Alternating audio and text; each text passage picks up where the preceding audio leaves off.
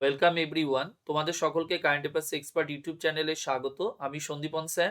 আজ একটা নতুন ক্লাস আমি তোমাদের সঙ্গে বেশ কিছু কোশ্চেন আলোচনা করব এই ক্লাসে।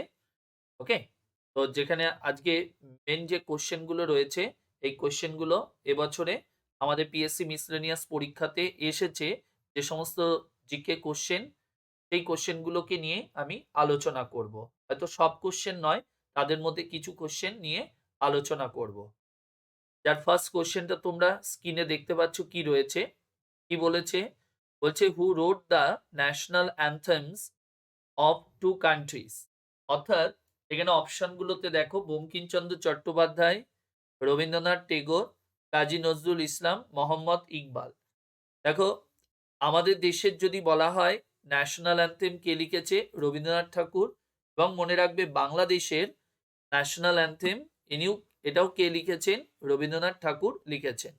তো রবীন্দ্রনাথ ঠাকুর ভারতের যে ন্যাশনাল অ্যানথেম অর্থাৎ জনগণ মন, যেটা তিনি কম্পোজ করেছেন এবং এটা লিখেছেন কবে যদি বলা হয়, তাহলে মনে রাখবে 1911 সালে এটা তিনি লিখেছিলেন। ঠিক আছে।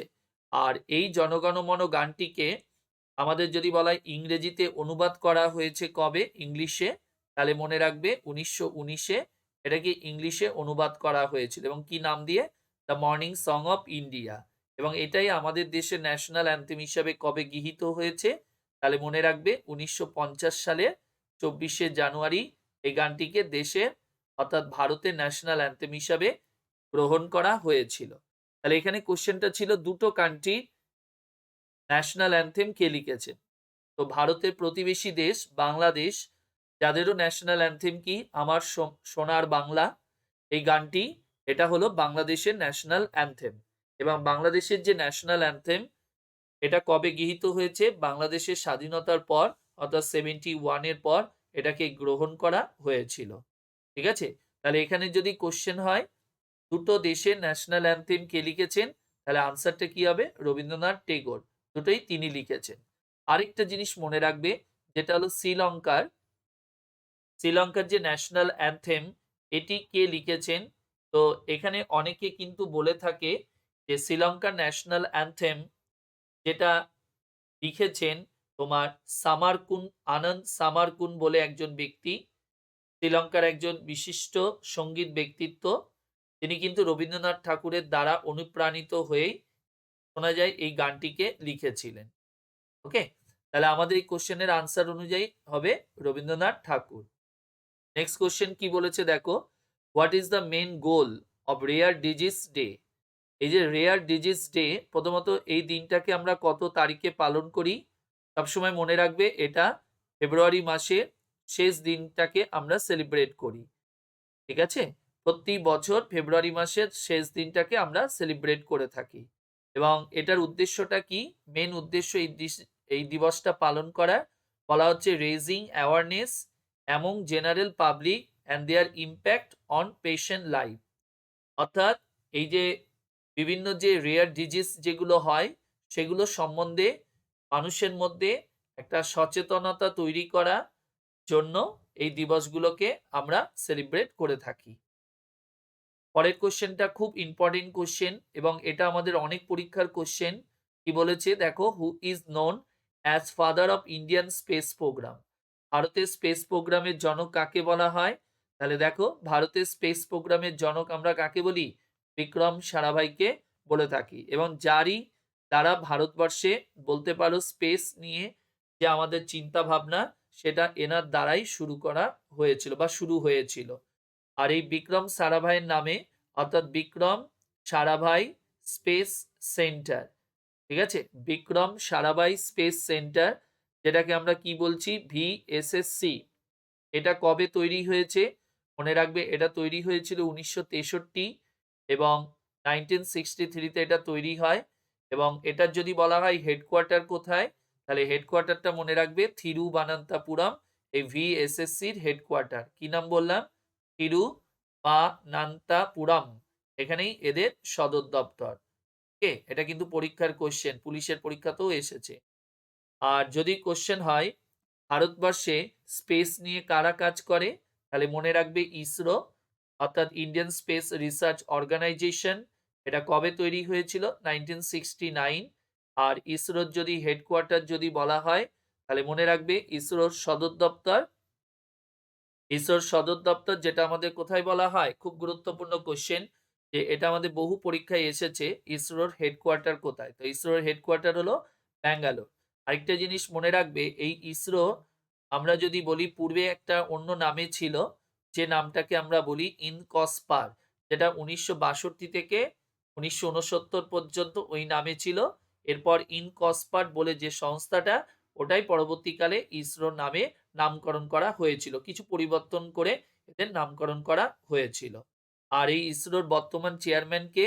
এস সোমানাথ, ইনি হলেন ইসরোর প্রেজেন্ট চেয়ারম্যান। খুব ভালো করে এটা মাথায় রেখো, ঠিক আছে? আর এই সতীশ ধাওয়ান কে? ইনিও হলো স্পেস নিয়ে কাজ করেছেন।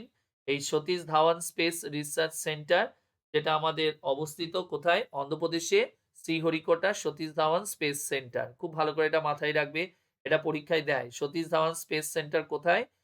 জায়গাটার নাম হবে শ্রীহরিকোটা, শ্রীহরিকোটা। এবং এটা কোথায়? অন্ধ্রপ্রদেশ। শ্রীহরিকোটা, অন্ধ্রপ্রদেশ, যেখানে এটা রয়েছে, যেখান থেকে বিভিন্ন স্যাটেলাইট গুলো আমাদের লঞ্চ করা হয়ে থাকে। এবার যাব পরের কোশ্চেনে। পরের কোশ্চেনটা দেখো কি বলেছে। বলছে সবে মুনি সে পজা মামা হু সেট, অর্থাৎ আমরা ইতিহাসে এটা পড়েছি, সম্রাট অশোক বলেছিল সব প্রজা আমার সন্তান। তো সেটাই এখানে বলেছে, সাবে মুনিশ পাজা মামা, এটা কে বলেছেন? তো এটা মনে রাখবে, বলেছে কে? এম্পেরার অফ অশোক, ঠিক আছে? এটা অশোক, যে সম্রাট, কলিঙ্গ যুদ্ধ সঙ্গে যুক্ত ছিলেন। কলিঙ্গ যুদ্ধের পর তার মধ্যে অনেক পরিবর্তনও হয়েছিল, তো তিনি এই উক্তিটা করেছেন। পরের কোশ্চেনটা দেখো আমাদের কি রয়েছে। Which of the following is a water borne disease? এখানে বেশ কিছু ডিজিজের নাম বলা হয়েছে, তাদের মধ্যে জলবাহিত রোগটার নাম কোনটা? তো জলবাহিত রোগ আমাদের অনেক কিছুই হয়, যেমন কলেরা হয়, হেপাটাইটিস এ হতে পারে, ঠিক আছে? তারপরে তোমার টাইফয়েড হতে পারে, টাইফয়েড ফিভার। তো এখানে অপশনে আছে দেখো টাইফয়েড ফিভার। তো সেই টাইফয়েড ফিভার, এটাকে আমরা ওয়াটার বর্ন ডিজিজ হিসাবে বলতে পারি, ঠিক আছে? নেক্সট কোশ্চেন দেখো কি বলেছে। What is the highest gallantry award of the Indian army? দেখো ভারতীয় সেনাবাহিনীতে যে গ্যালেন্ট্রি অ্যাওয়ার্ড বলি আমরা, বা সাহসিকতার জন্য যে পুরস্কার, এটাকে দুভাগে ভাঙা হয়। একটা যুদ্ধকালীন ওয়ার টাইম, আর একটাকে বলি পিস টাইম। ওয়ার টাইম পুরস্কার কারা পাবে? ডিফেন্সের লোকেরা। আর পিস টাইম পুরস্কারটা কারা পায়? ডিফেন্স প্লাস সিভিলিয়ানরা পেয়ে থাকে। তাহলে এবার যদি তোমাকে পরীক্ষায় কোশ্চেন করে, ভারতের, যেমন এই কোশ্চেনটা দিয়েছে, অর্থাৎ ইন্ডিয়ান আর্মিদেরকে যে সর্বোচ্চ পুরস্কারটা দেওয়া হয়, হাইয়েস্ট গ্যালেন্ট্রি অ্যাওয়ার্ড, এটার নাম কি? তো এখানে মনে রাখবে, ভারতে এই যে সর্বোচ্চ পুরস্কার যেটা যুদ্ধের জন্য প্রদান করা হয়, ওয়ার টাইম, সেক্ষেত্রে যদি বলা হয়, এখানে নামগুলো দিয়েছে পরমবীর চক্র, এটা 1 নম্বর, এটা 2 নম্বর, এটা 3 নম্বর। পরমবীর চক্র, মহাবীর চক্র, বীর চক্র। আর যদি বলা হয় পিস টাইমের সর্বোচ্চ, তাহলে অশোক চক্র, কীর্তি চক্র, শৌর্য চক্র। বোঝা গেল? তো এবার যদি তোমায় কোশ্চেন করে ভারতের সাহসিকতা সবচেয়ে বড়, তাহলে উত্তর আসবে পরমবীর। আর শান্তিকালীন সাহসিকতা সবচেয়ে বড় যদি বলি, তাহলে আনসার আসবে তোমার অশোক চক্র পুরস্কার। এটা হলো শান্তিকালীন সাহসিকতা সবচেয়ে বড় পুরস্কার, অশোক চক্র অ্যাওয়ার্ড। খুব ভালো করে এটা মাথায় রেখো। যেমন সেকেন্ড বললে কীর্তি চক্র, থার্ড বললে শৌর্য চক্র। তো আমাদের এই পরমবীর চক্র পুরস্কার লাস্ট কবে দেয়া হয়েছে? সেই 99 সালে কার্গিল যুদ্ধের পর এই পুরস্কারটা দেয়া হয়েছে। এবং 99 সালে একজন পেয়েছেন, 4 জন পেয়েছেন। তাদের মধ্যে একজন মানুষ হলো বিক্রম বাত্রা, যাকে নিয়ে একটা সিনেমাও হয়েছে, শেরশাহ মুভি, তোমরা আশা করি জানো, ঠিক আছে? তেমনি অশোক চক্র প্রথম মহিলা কে পেয়েছে? এটা মনে রাখবে, নির্জা ভানট, প্রথম মহিলা যিনি অশোক চক্র পুরস্কার পেয়েছেন, এবং সিভিলিয়ান হিসাবে তাকে এই পুরস্কারটা দেওয়া হয়েছিল। আমাদের যদি কোশ্চেন করে, তাহলে এই যে পুরস্কারটা হাইয়েস্ট গ্যালেন্ট্রি অ্যাওয়ার্ড ইন্ডিয়ান আর্মিকে দেওয়া হয়, তো এটা কি আনসার আসবে? পরমবীর চক্র পুরস্কার, ঠিক আছে? এখানে একটা ইনফরমেশন তোমাদেরকে দিয়ে রাখি, আমি অনলাইনে জেনারেল নলেজ বিশেষ করে স্ট্যাটিক জিকে এবং কারেন্ট অ্যাফেয়ার্সের উপর একটি নতুন ব্যাচ চালু করেছি ডিসেম্বর মাসের 1 তারিখ থেকে। যদি তোমাদের কারোর মনে হয় যে এই ব্যাচে তোমরা পড়তে চাও বা তোমাদের যদি কোনো অসুবিধা থাকে, তাহলে অবশ্যই আমার কন্ট্যাক্ট নাম্বারে যোগাযোগ করবে। ডেসক্রিপশন বক্সে কন্ট্যাক্ট নাম্বার দেওয়া রয়েছে, সেখান থেকে তোমরা যোগাযোগ করতে পারো। পরের কোশ্চেনটা কি বলেছে দেখো, বলছে study of insect is called, অর্থাৎ ইনসেক্ট নিয়ে যে স্টাডি করা হয় সেটাকে আমরা কি বলে থাকি। খুব গুরুত্বপূর্ণ। যেমন এখানে একটা বলেছে এমিটোলজি, যেটাকে বলছে the study of the causes of vomiting, এটা হলো এমিটোলজি। তেমনি আছে আমাদের এন্টোমোলজি, এটা যদি বলা হয় scientific study of insect and their relation to humans and environment. ওকে, তার মানে এখানে আমাদের বলেছে ইনসেক্ট নিয়ে যেটা স্টাডি করি সেটাকে আমরা কি বলি, তাহলে এটার আমাদের আনসার কি আসবে, এন্টোমোলজি। ঠিক আছে, আর অ্যাস্ট্রোলজি তো তোমরা জানো, আর জিওলজিও জানো। জিওলজিটা আমাদের যদি কিসের জন্য বলা হচ্ছে, মনে রাখবে এটা is the study of the earth. ঠিক আছে, আর্থ নিয়ে স্টাডিকে আমরা বলছি এটা জিওলজি, এটা হলো আর্থ। পরেরটা দেখো, আসি পরের কোশ্চেনে। পরের কোশ্চেন বলছে the great barrier reef is located in, এই গ্রেট ব্যারিয়ার রিফ যেটা আমাদের কোথায় অবস্থিত, এখানে আনসারটা আসবে অস্ট্রেলিয়া, এবং অস্ট্রেলিয়ার এটা কোথায়, কুইন্সল্যান্ড। মনে রাখবে কি নাম বললাম, কুইন্সল্যান্ড, অস্ট্রেলিয়া, যেখানেই তোমার গ্রেট ব্যারিয়ার রিফ যেটা অবস্থিত। নেক্সট কোশ্চেন কি বলেছে, who was the first woman to win a Nobel prize and remains the only person to win Nobel Prize into different scientific field, অর্থাৎ প্রথম কোনো মহিলা। দেখো এখনো পর্যন্ত যদি আমাদের বলা হয় বিশ্বের মধ্যে মোট কতজন মহিলাকে নোবেল পুরস্কার দেওয়া হয়েছে, আমরা বলি মোট যদি বলা হয় 65 জন মহিলাকে নোবেল পুরস্কার দেওয়া হয়েছে। কিন্তু মোট কতগুলি নোবেল দেওয়া হয়েছে, 66 খানা নোবেল দেওয়া হয়েছে, বাট 65 জন মহিলাকে দেওয়া হয়েছে, 65 ওমেনকে দেওয়া হয়েছে এই পুরস্কারটা, কিন্তু নোবেল প্রাইজ দেওয়া হয়েছে 66 খানা দেওয়া হয়েছে। এবার কোশ্চেনটা হলো কেন, ঠিক আছে, কোশ্চেনটা হতে পারে মানে 66 টাইমস কেন, কারণ হলো একমাত্র মহিলা যার নাম হলো আমাদের কি, মনে রাখবে কুরি, যিনি কিনা দুখানা নোবেল পেয়েছে দুটো সাবজেক্টের উপরে।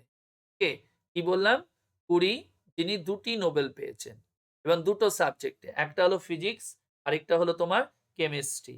তো মনে রাখবে তাহলে এখানকার কোশ্চেনের আনসারটা কি হবে, এই আনসারটা হবে সি, মেরি কুরি, যিনি তোমার এই পুরস্কারটা পেয়েছেন, এই কোশ্চেনের আনসার। তাহলে আজ অব্দি যদি বলি কতজন মহিলাকে এই পুরস্কার দিয়েছে, 65 জন, আর কতগুলি পুরস্কার নোবেল প্রাইজ, 66 খানা নোবেল প্রাইজ দেওয়া হয়েছে টিল নাও।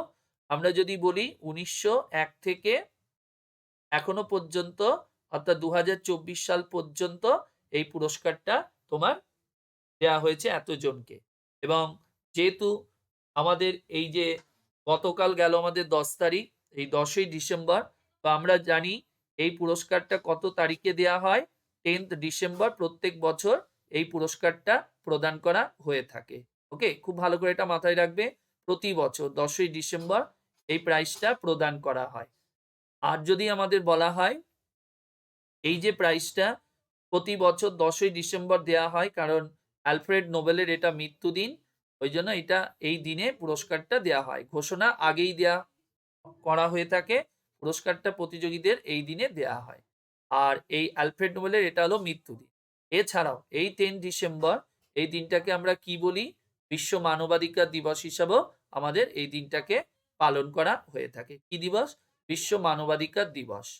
ঠিক আছে, তো মেরি কুরি কি কি পুরস্কার পেয়েছে, তাহলে মনে রাখবে একটা পেয়েছে ফিজিক্সে, ফিজিক্সে পেয়েছে তিনি কবে, মনে রাখবে ফিজিক্সে পেয়েছিল 1903 সালে। কি বললাম, ফিজিক্সে পেয়েছিল, ফিজিক্স, এই ফিজিক্সে পেয়েছেন 1903। আর মনে রাখবে কেমিস্ট্রিতে পেয়েছেন, কেমিস্ট্রিতে পেয়েছেন কবে, 1911। ঠিক আছে, তাহলে 1903 ফিজিক্স, আর এটা হলো কেমিস্ট্রিতে 11। তো এই দুটো সাবজেক্টে পেয়েছেন। পরেরটা কি বলেছে? I have a dream, name the civil right leader. এই উক্তিটা তোমার কে দিয়েছেন? ঠিক আছে, তো এটা কে দিয়েছেন? 1963 সালে 28 আগস্ট আমেরিকার একজন ব্যক্তিত্ব, বলতে পারো রাজনৈতিক ব্যক্তিত্ব, মার্টিন লুথার কিং। কি নাম? মার্টিন লুথার কিং, যিনি এই স্পিচটা দিয়েছিলেন। কি? I have a dream, name the civil rights leader. তিনি তোমার এইটা বক্তব্যটা রেখেছেন। ওকে, কবে? 1963 সালের 28 আগস্ট। তো এই হলো আজকে আমাদের ক্লাস। আশা করি তোমরা বুঝতে পেরেছো। যদি তোমাদের কোনো বিষয় নিয়ে ডাউট থাকে তাহলে অবশ্যই আমাকে কমেন্ট বক্সে কমেন্ট করতে পারো। আর যদি ভালো লাগে তাহলে অবশ্যই ভিডিওটা শেয়ার করবে, লাইক, কমেন্ট এবং চ্যানেলটিকে সাবস্ক্রাইব করবে। আর এই ক্লাসের যে পিডিএফ, যেটা আমার টেলিগ্রাম চ্যানেল WBCS ড্রিমার, যেটা ডেসক্রিপশনে লিঙ্ক দেওয়া রয়েছে, সেখানে জয়েন করতে পারো। ওখান থেকে এর পিডিএফ গুলো তোমরা পেয়ে যাবে। সকলে ভালো থেকো। Bye, tata.